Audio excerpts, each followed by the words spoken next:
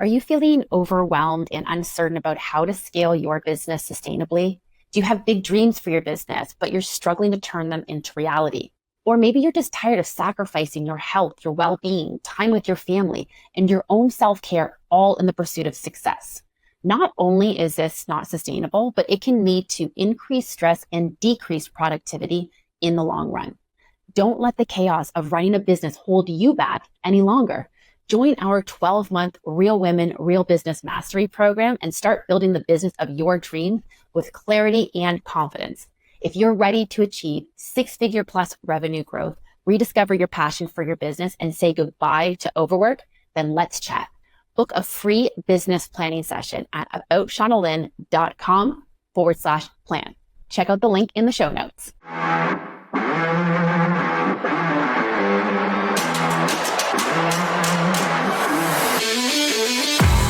Hello and welcome to the Real Women, Real Business podcast. I am your host, Shauna Lynn Simon, and thank you so much for joining me today. I have a very fun conversation for us today.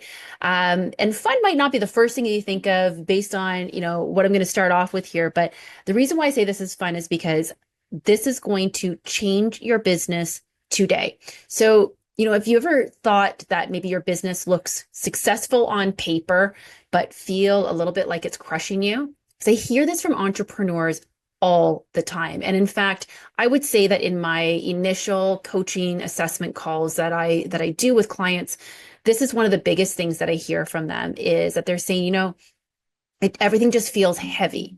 Everything feels hard. I'm overwhelmed. I'm overworked. So let's say you're hitting your revenue goals. Clients are absolutely loving your work. I think that's one of the biggest things. I'm like, listen, I know I'm good at what I do, because the clients absolutely are singing your praises about it. Everything looks amazing from the outside looking in. When you run into family, friends, colleagues, or whatnot, they say to you, oh my gosh, it looks like you're doing amazing. Everything looks great. How's business? And of course, you say, oh yeah, business is wonderful. And it's not that it's not, okay? It's just that you are exhausted. You're overwhelmed. You might even be questioning, did I do the right thing by starting this business? Is this actually what I really want to do? And here's the thing. You're not alone. Let me just be really, really clear about this. You're not alone. This is something that is incredibly common, but the reason why you don't necessarily know that it's as common as it is because no one's talking about it, because they're all putting on that brave face that you're putting on every time you leave the house, where you feel like if everything just looks good on the outside, no one needs to know that I feel like I'm completely falling apart on the inside. So you are experiencing what I call the success trap. And today we're going to unpack why your business feels harder than it should, and more importantly, what you can do to actually fix it. So I'm going to share a quick story with you about a past client of mine, Rachel. Rachel was a wedding photographer. She seemed to be doing everything right, but every few months she would see what I like to call shiny object syndrome. She would see this opportunity to make money by doing something else. So she would find a new revenue stream of some sort. So, it started with, say, family portraits, people that she had taken these wedding photos for. They're growing their family. They come back to her and they're like, oh my gosh, we'd love it if you could do a shoot for our family. You did so great when you did our wedding photos. And then some friends of hers were getting into their own businesses. They wanted some headshots done for their business. So she's like, okay, yeah, I'll do that. And then a couple of those headshots were for some real estate agents. And those real estate agents were like, oh my gosh, you should totally get into real estate photography. So you see what's happening here, right? So all of a sudden she's got all these different revenue streams. And on paper, technically, each one of these services makes sense. Yes, she can make money at each one of these, but behind the scenes, she's spreading herself too thin. She's rushing from, the wedding consultations to the portrait shoots, trying to jam pack all portrait shoots in just a couple of days. And then the real estate photography, well, that's super time sensitive. So she's constantly rearranging and juggling her schedule to try to make those things work. And so with all of this, now her messaging that she's putting out there on her social media, she's sharing all these different photos. It's all confusing, right? Because people are looking at all these different things that she's doing. Her invoicing was always behind. She was never on top of that. She found herself working 7 days a week just to keep up. And so she's basically suffering from an opportunity overload. just because you can do all the things doesn't mean you necessarily should. And so, while each opportunity looks great potentially, or at least good, I guess, collectively, they're pulling her away from her true north, from her real passion, from the reason why she got started in the first place. It's sort of like playing Jenga. Have you ever played the game Jenga? I was playing this with my nieces actually just last year. We had an absolute blast playing this. It was so much fun. If you're not familiar with the game of Jenga, it's essentially this tower of wooden blocks. And the objective is to pull out a piece of like one of these wooden blocks from the bottom or from anywhere on the tower, essentially, and then stack it on the top. So as you build this tower higher and higher and higher, you're actually pulling pieces out from the structure, from the lower part of the structure, which of course is weakening its foundation. And eventually it's all just going to topple over, right? Does that make sense? So think of your business as a big wild game of Jenga. And I'll be honest, there are a lot of days where it feels like this for most entrepreneurs, but it doesn't have to be that way.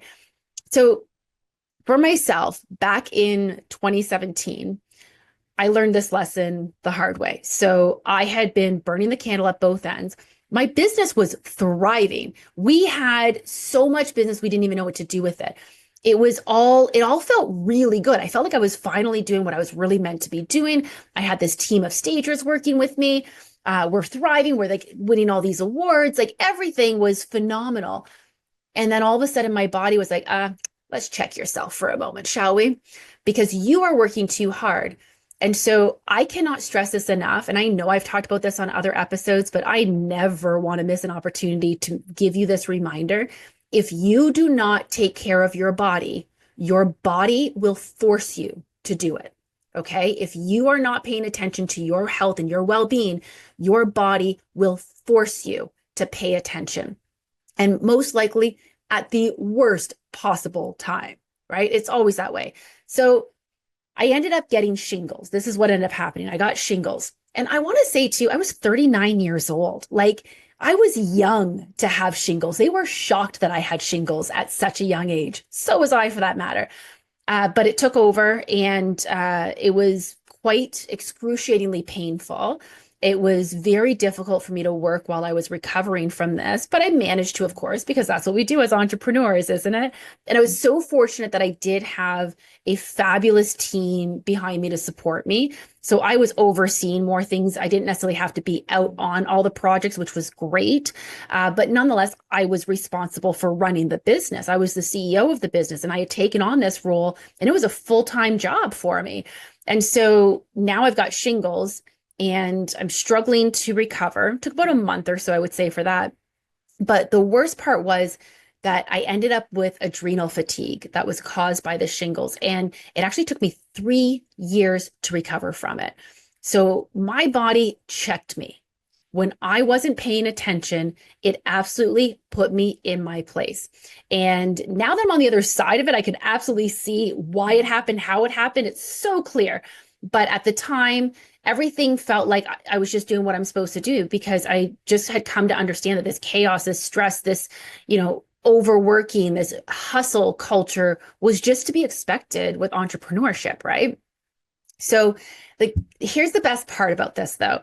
As I like to take my lessons from everything. Anyone who knows me knows that I take any negative situation or any challenging situation and I like to turn it into a positive or an opportunity or a lesson to be learned. And so I got a huge lesson from this one, which actually has played to my favor to this day. Because I was dealing with this adrenal fatigue, I had very little energy. My energy reserves were easily depleted. And so I knew each day that I had a very limited amount of what I would consider productive time. So I needed to be super intentional and super strategic about how I spent every single minute of that time. And so that allowed me to put some systems in place to ensure that I was focusing on the highest priority things. A lot of people, a lot of entrepreneurs especially, but I would say people in general, and especially women, get caught up in what I call the productivity paradox, where you're busy, busy, busy, all day, like you're running all day. Do you ever just end up at the end of the day, you sit down, you're like, I was so busy today. But then when you take a look at what you accomplished, it doesn't feel like you really did anything.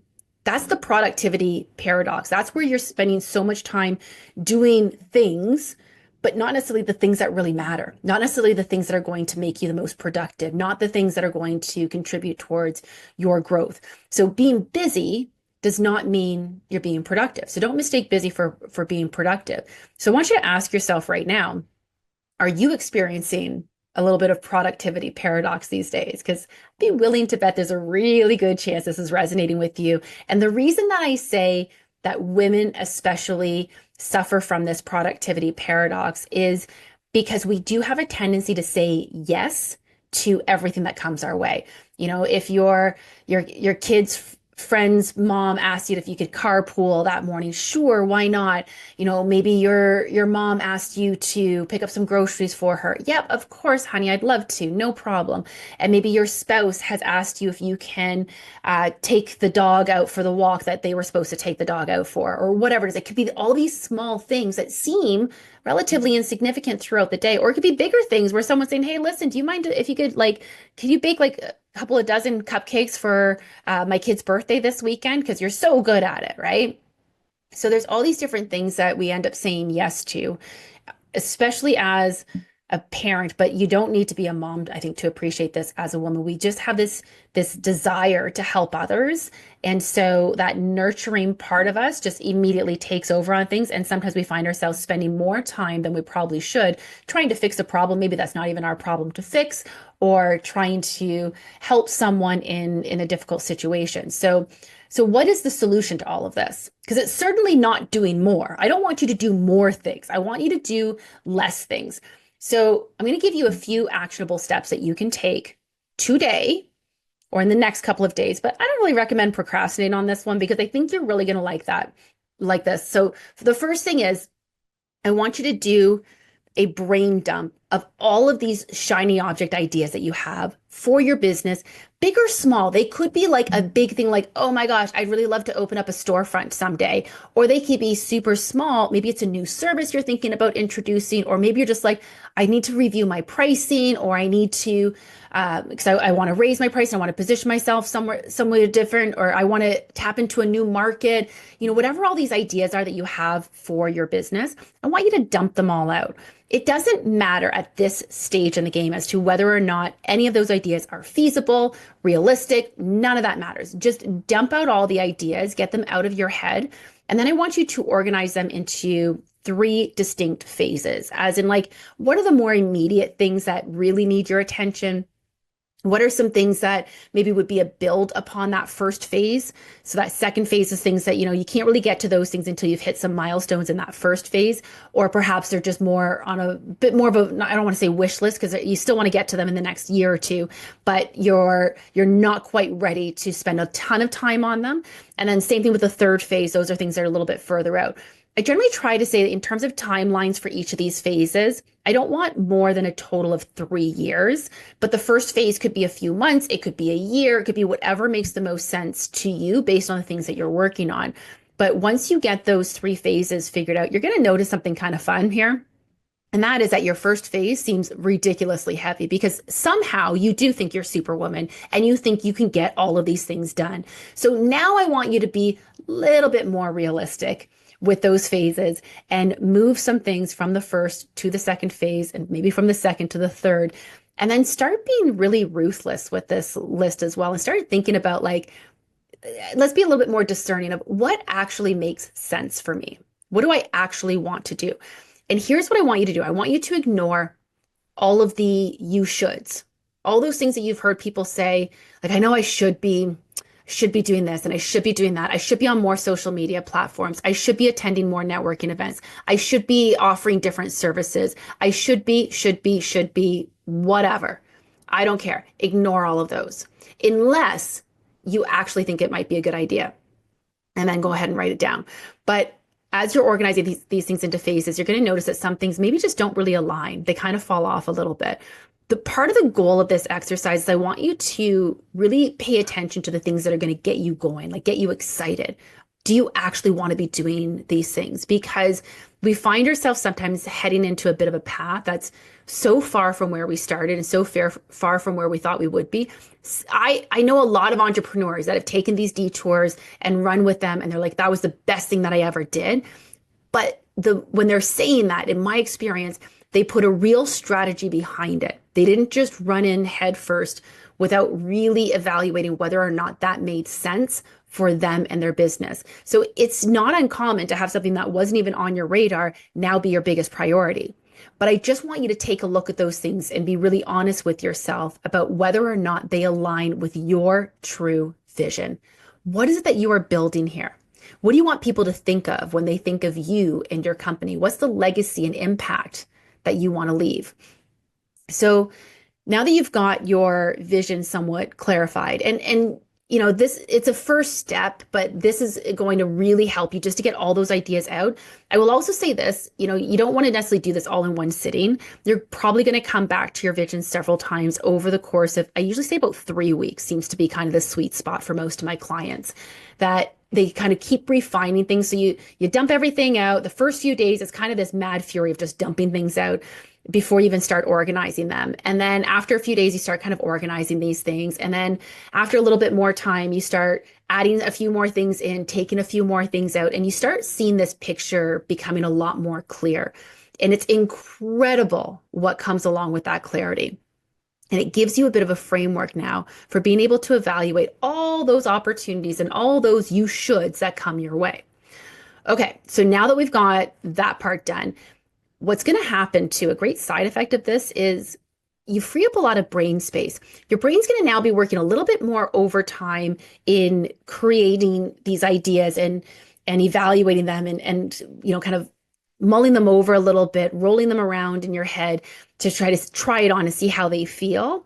But because you've got them on paper, you have the space now to allow those ideas to really percolate a little bit in your brain. So the next thing I want to do, though, of course, is I want to alleviate some of the tasks that are on your to-do list. And I do this using what I call the task triage method. I have a whole lot of productivity hacks, let me tell you. But at the end of the day, you don't necessarily need another productivity hack if you have the clarity of your vision and the right foundations in place in your business. Nonetheless, we all need the task triage method every once in a while. No matter how well organized we are, no matter how well our business is running, the task triage method comes in handy because sometimes things happen and you just have no idea how you're going to get through all the items on your to-do list because your day just blew up on you. And I had this happen to me a little over a year ago now, was probably my greatest example of really utilizing this trick. I had my car was vandalized overnight one night. And so the next morning when I discovered it, now all of a sudden my entire day that I had planned has been blown up. I'm on the phone with the police, with the insurance company, taking it to the auto body shop and then taking it to another auto body shop. And again, back with insurance, back with the police. And I would say over the first 3 days of this, probably spent a good 12 hours just addressing the things that I needed to for the car. And that's 12 hours I didn't have. I don't know about you, but do you have 12 hours to spare this week? Like just, you're not doing anything else, just 12 hours, just hanging out doing nothing. Because I didn't. So now all of a sudden everything's changed in terms of my plans for the day, my plans for that week.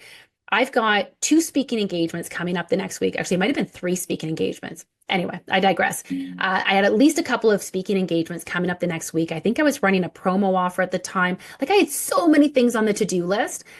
And I managed to actually have not only my most productive week, but one of my highest revenue producing weeks I'd had in months. And the reason is that I used this task triage method. I was so discerning with my task list. So here's what this looks like. Think of an emergency room. This is where the word triage comes from, right? As it's often used in medical spaces.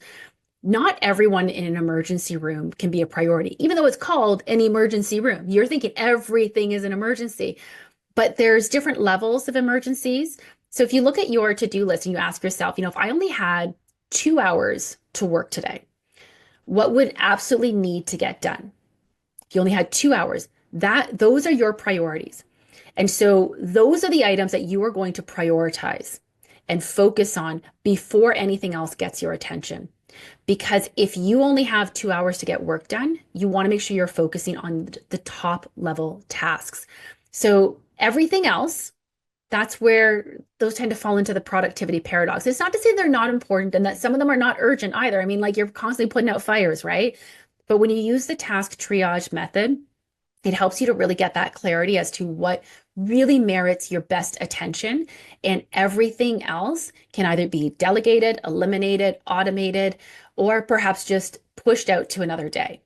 And I mean, there's obviously a little bit of a challenge and downfall to kicking something down the road, but the the ideas obviously don't do that unless it's actually feasible for you to navigate that at a different time. But the task triage method gives you the tool to be able to eliminate some of that busy work and really focus on the areas that are going to contribute best towards your growth. There's a little bit more to this, of course, that I get into further in my Real Women, Real Business Mastery program when we get into all the efficiencies and productivity stuff. But this will give you a really good starting point, at least on your day. So then the third point, remember I said I got 3 action points for you today, right? So the first one is going to be that brain dump about all those great ideas that you have and get some clarity on your vision. The second one is you're going to use the task triage method for your to-do list currently, but you're also going to keep this in your toolbox the next time you have a day where you're just overwhelmed by all the things. You're going to use this task triage method. And then the final one is my favorite, and that is rest reaps rewards. Okay, let me say that again. Rest reaps rewards. I got a whole podcast episode all about rest and how valuable it is for you. But as much as it might sound counterintuitive, it's absolutely crucial to your success and to your ability to follow through on the things that you actually need to do to give your best self to your business and to be able to grow it. So building strategic rest periods into your schedule is going to help you in ways you can't even begin to imagine. And let me be clear here, because I want to make sure that we all understand that when I talk about resting, I'm not talking about sleeping. That doesn't count. Don't get me wrong. You need sleep. You need solid sleep. But I'm talking about awake and resting. That is time that you are allowing your brain to turn off and not really think about anything specific. You're not working on anything that's overly difficult. Think about, when do you have some of your best ideas? Is it in the shower? Is it when you're driving somewhere that you've been like 1,000 times and you're on autopilot? Is it when you're out for a run? When your mind is at rest, you can have some of your biggest breakthroughs, but your mind needs the space to kind of distance itself from a challenge in order to be able to come up with that solution. So when your brain is in a relaxed state, this is what scientists call the default mode network. And that's where your creativity and your innovation really tend to flourish. But most people are not allowing themselves rest throughout the day. So rest can be taking 10 minutes to have a cup of tea, go for a walk. It does not mean screen time. It does not mean watching TV. Like, I'm talking real rest here. Give yourself that opportunity to rest. Ideally, you're also not doing chores, but I will admit, I actually find my brain is very much at rest when I am doing chores. So I will allow that as a part of your rest, provided it's not overly exerting yourself, because you do need to give your body some time to recharge as well. So remember Rachel that I mentioned earlier, the wedding photographer? When she finally was able to step back from her business, get that clarity of her vision, that's when she was able to really realize where her true passion was. And that was actually in luxury wedding experiences. She didn't want to just be the average wedding photographer. She wanted to have that whole package. She wanted to be selling that elevated experience of those perfect shots, those destinations, those different locations, those really cool, innovative things that no one else was really doing at that time. And so this clarity changed everything. So when people wanted, the family portraits, she referred them to someone who specialized in family portraits. And same thing with the corporate headshots. She phased all of those out. The real estate photography, she gave it up. Like, she was able to really hone in on luxury wedding experiences and become the go-to photographer for exactly that. People called her from all over. Like, she was servicing people nationally, internationally. It was incredible how her business really grew. So cutting out all those extra services actually increased her revenue. Within 6 months, she grew it by 25% because her messaging was clear, right? So she knew exactly what she was promoting. She knew how to attract the people that she wanted to attract. She was partnering with the right people. So in the first 6 months alone, she grew her revenue by 25%, and it continued to just blow up from there. And here's the best part. All the while that her revenues are increasing, guess what's going down? The number of hours she was actually working, because now she's got this premium experience that she's charging her worth for. She's charging well for it because it took a lot of work, but she was able to focus on doing a few high quality weddings at a time as opposed to trying to do 3 weddings every weekend, basically. So basically, if you're paying attention to this, she increased her revenue while working less. She was doing less, she was not doing more, but she was doing all the right things. So here's what I want you to take away from today. If your business is feeling hard these days, if everything just feels overwhelming, if everything just feels like, are you stuck in like that indecision of, you just, all I can do is get through the day. If one more person asks me to make one more decision, I'm going to lose my mind. All of these types of feelings, this tends to tell me that there is something out of alignment in your business. And it's a sign, not necessarily that you're doing something wrong, but perhaps you're ready for a different approach. We need to fill in some of those gaps in that foundation of your business because we don't want that Jenga tower to fall over, right? So success without sustainability isn't success. Because if you can't sustain it, like think about where you're at right now. If the thought of what you're doing today makes you feel like if I have to do this every day for the next several months, the next several years, there's no way I'm going to survive it. If you've thought about like maybe I'm just going to quit, close things down, and maybe you have like these fantasies, like these little daydreams about a 9 to 5, then it's time to make a change in your business. So before we wrap up, I want you to take out your phone. Maybe it's your notes app. Maybe it's a piece of paper. I like doing this digitally, to be honest, because then it's with you wherever you go. But if you're better with a notebook, just make sure you're bringing that notebook with you. And I want you to start doing that vision brain dump. I want you to start getting those ideas out of your head. Don't worry about getting them all down on paper. But I'm sure as I was speaking during this episode, there's probably a few things that came to mind. Now, of course, if you're driving, wait until you've pulled over. Wait until you've stopped. Please don't do it now while you're driving. If you really need to, ask Siri to take a voice note for you. That always helps too. So get all those ideas out of your head. Don't judge them. Just write them down. And that's going to be one of your first steps towards clarity. And then I've actually got a really super helpful assessment for everyone here. I've talked previously about the accidental CEOs, and it's likely that if you're listening to this podcast, you are an accidental CEO. And what does that mean? It means that you are an entrepreneur who has built a business based on more passion than plan. So you've seen success, you've seen that you've got a concept that works, but as things are growing, you don't have that scalability because you're finding yourself burning out because you don't have that plan, you don't have that foundation. So every accidental CEO is at a different spot on their journey. If you want to see where you're at and get some real tips for exactly where you're at on your CEO journey, you can take an assessment that I've created. You could just go to aboutshaunalynn.com/CEO quiz. So aboutshaunalynn.com CEO QUIZ, and check it out. And then what I want you to do is when you get your results, when you take the assessment, I want you to email me and tell me exactly what your results were, and let's set up a call. Let's discuss your results, see where you're at, and see how we might be able to work together to help to move you forward in the business that you initially envisioned. When you first started out, you had big dreams, and somewhere along the way, some of those dreams got a little bit quashed because they all just felt too big and too heavy and too unrealistic because you got so stuck in the day-to-day. And I want to bring some of those dreams back to life. So let's connect. Let's have a talk. I would love to set up a call with you. If you'd like to set up a chat with me, simply go to aboutshaunalynn.com/success session. I know there's a lot of S's in that. So listen, I want to thank you so much, as always, for tuning in to today's episode. It is truly my honor every day that you welcome me into your mind, into your car, into your home, wherever it is that you're listening to me. So thank you so much for doing that. Don't forget to please leave us a review on your favorite podcast platform. Hit subscribe so you always get notified of the latest episodes.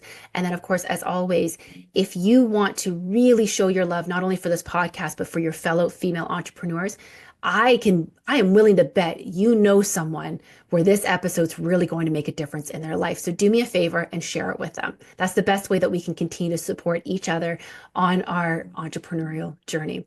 So thank you so much for tuning in today. I want you to build smarter or build stronger, work smarter, dream bigger. And until next time, keep thriving.